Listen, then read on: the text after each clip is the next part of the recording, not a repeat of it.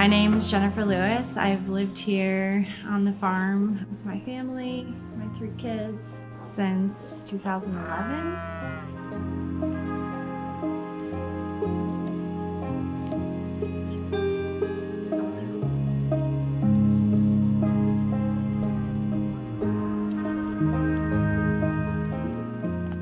Sheep and goats here and chickens. I'm programming director. I work through Wagbo. I work with the East Jordan Public Schools doing the school garden.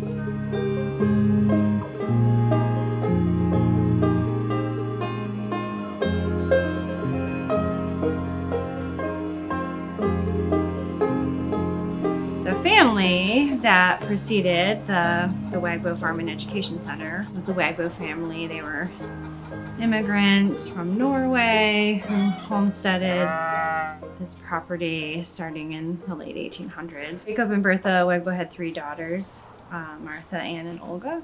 In their life, they decided, the 3 of them, that they wanted the farm, the 212 acres, to remain intact and to be a place where people could come and dialogue and work out conflict. And they were for sustainable agriculture and continuing agriculture. They were environmentalists. In 1992, when Martha died, she was the last of the 3. It was left to the Institute of Global Education to manage. So they hired the first directors. In 92, the sugar shack was built.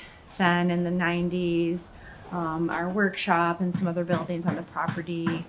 The historical barn that was built in 1906 was renovated to include animals again. Then Wagbo broke off separately from IGE in 96, so it's been its own nonprofit 501c3 since then. Yeah, with a focus on community programs around peace and justice, sustainable agriculture, and the environment.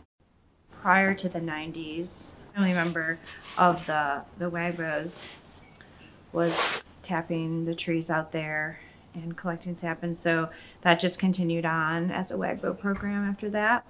And then somewhere around, I want to say like 2006, the organization kind of went through a shift. And so since then, the sugaring operations have been run by a group of dedicated volunteers, and we call ourselves the Friends of the Wagbo Sugar Bush. We typically tap between 5 to 700 taps in a year. We get together year round to collect firewood, and then kind of more intensively in the months leading up to sugaring season to do maintenance and whatnot and get ready. And then, yeah, then we do shifts in here, boiling sap. We usually make around 100 gallons a year. Usually half of that goes back to the volunteers who've worked based on how much they worked and how much we made. It's paid back out to them, and then the other half we sell right off the farm, sometimes at farmers markets, through Torch Lake Co-op.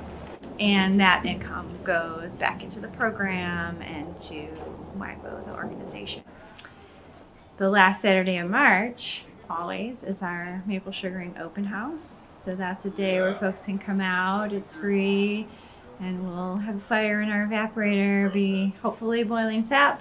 One year we had to boil water for a demonstration, but usually pretty safe that we're boiling sap into syrup. We usually serve some treats, have a small silent auction fundraiser, and do some tours. Kind of the kickoff of our year. It feels like the real new year. Did you bring your? But it's not this year. So they have a drill. I'm going to turn the vacuum pump on. Okay, sweet. And we'll head out. My name is Wendy. I live nearby, and I was very excited to move here to East Jordan because Wagbo Farm was here. I wanted to learn about sustainable farming. One of the most successful parts of Wagbo Farm and Education Center is the maple syruping. We've had a large number of volunteers that have stuck with it over the years with the knowledge of how to take care of the evaporator and all of the machinery. And then we have the almost 200 acres of property here, which we are trying to steward. Just naturally, the sugar bush is uphill. It's way in the back. Although we have several tanks, the majority of the energy is coming from gravitational pull because we're at the bottom of the hill and the sugar bush is at the top.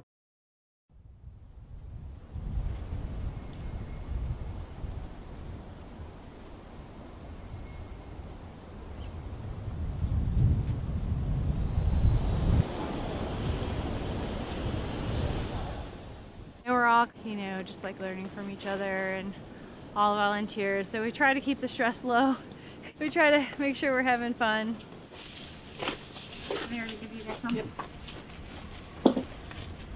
You want it snug, but you're not going to really pound it so hard that it's hard to get out, or that it can also crack the, 3 taps, the magic. 1, 2, 3. How many taps are we looking to do? Somewhere between 300 and 400. Yeah. Could be a little more.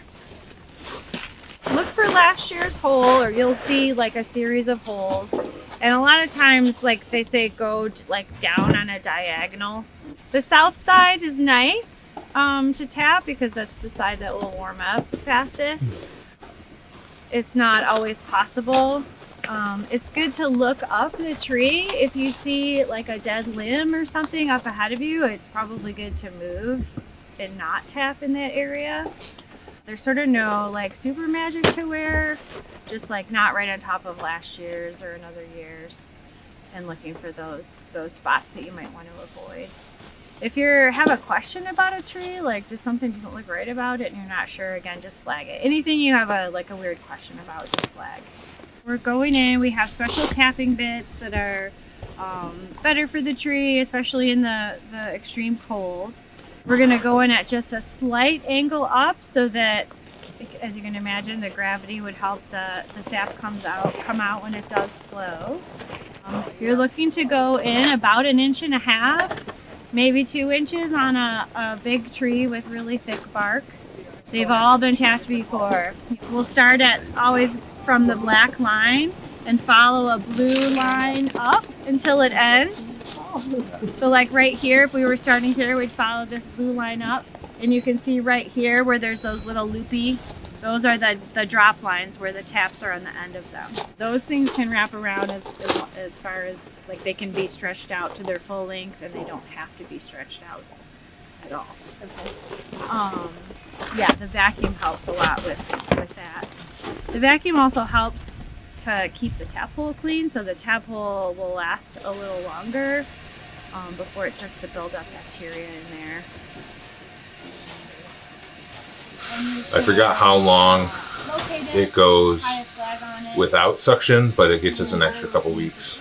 We don't usually re-tap because the season's not that long, so we have it on now, even though it's not running, to just find any holes in the line, so you can hear it a lot better than you can see it if there's a hole. So then today we're just going to flag it and then come back either tomorrow or later and fix them holes.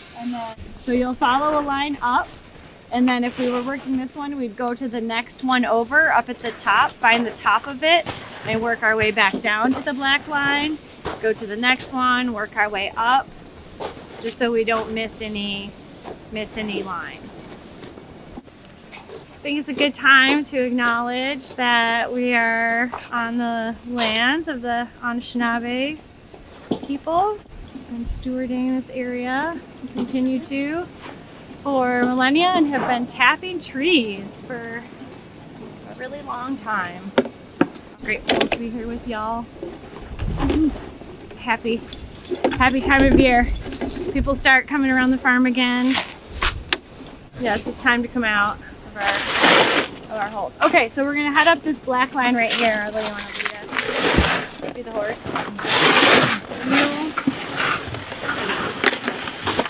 Hold the bottom.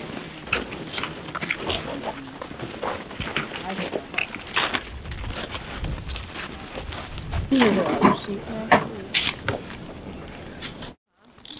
we'll go to the next one from making them. Or we can walk up a little ways and flag where we started. A little bit more. Or just keep going the same way. Yep, and pull out. There we go. Okay. Go to the second one. Okay. Sounds good. Tap, tap, tap. Oh. Perfect. I feel like my first time doing it, I was just like, thump, thwomp. And then when we were coming to take them out, I was just like, oh, I regret this choice. So, all right, next one's right there.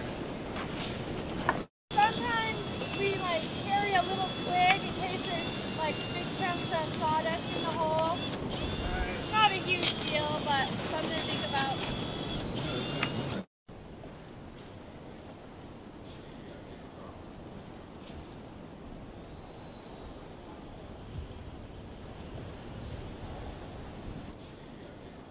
So let's try and put a hole right there. Okay, Want to try it, Penny, Ben? you want to do it?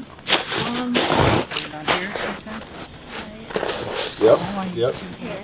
Yeah, good angle right there, a little bit up. Hit the trigger. And give it a push.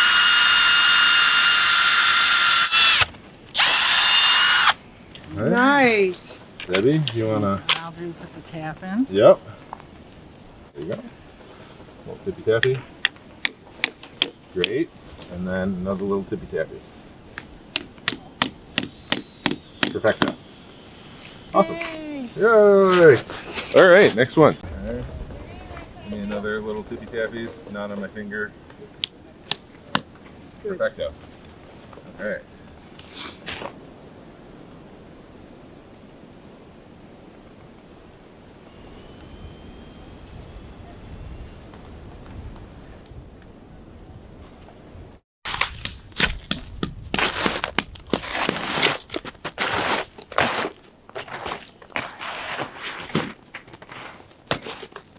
That's the last on the line, right? Yep. And those sounds, the drill, the pause, the tap.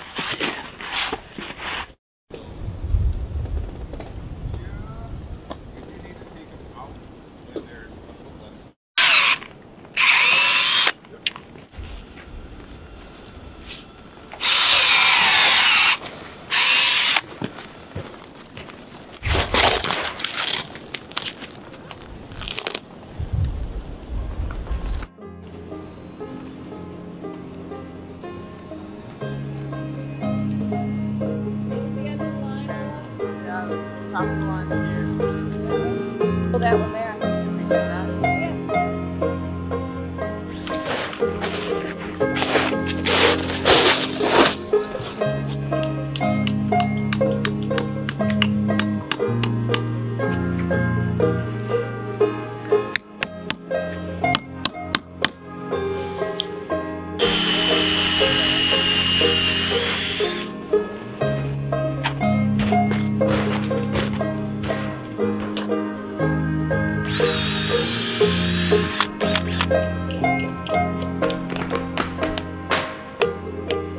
Might have more. Ida.